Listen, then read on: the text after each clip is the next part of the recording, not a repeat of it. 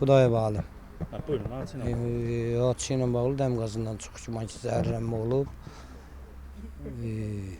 Məlumat veriblər müəllim heyəti, gəlmişik xəstəxanaya. Yaxşı da baxıblar, Allaha şükür, indi hər şey normaldır. Deyirlər, qaz yoxdur axı məktəbdə, istilik peçinə ilə bizdə. Çox güman ki, odun peçinə qaz çəkilib məktəbin qabağındadır. O yəqin ki, quraşdıracaqlar bu yaxınlarda.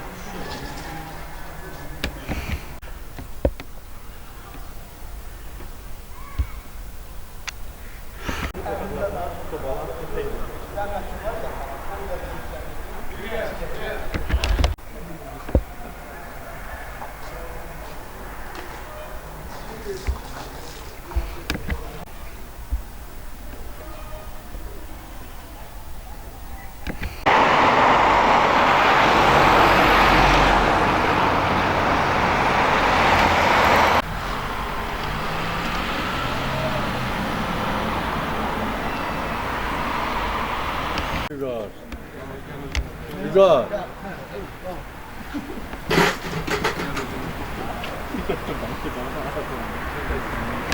Pasientlərin hər birinə zəruri tibbi xidmət göstərilib. Onlardan vəziyyətləri stabil qiymətləndirilən 11 nəfər evə ambulator müalicəyə buraxılmışdı. 9 nəfər hal-hazırda müalicələri davam etdirilir. Vəziyyətləri stabildir. Əlavə sual olur mu? Yox, bir şey olsa bəs. Anam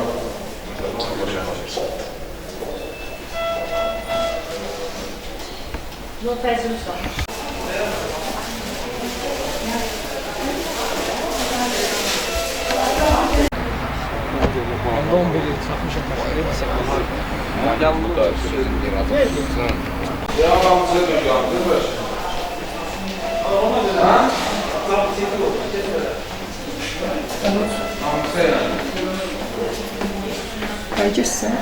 bilmirəm.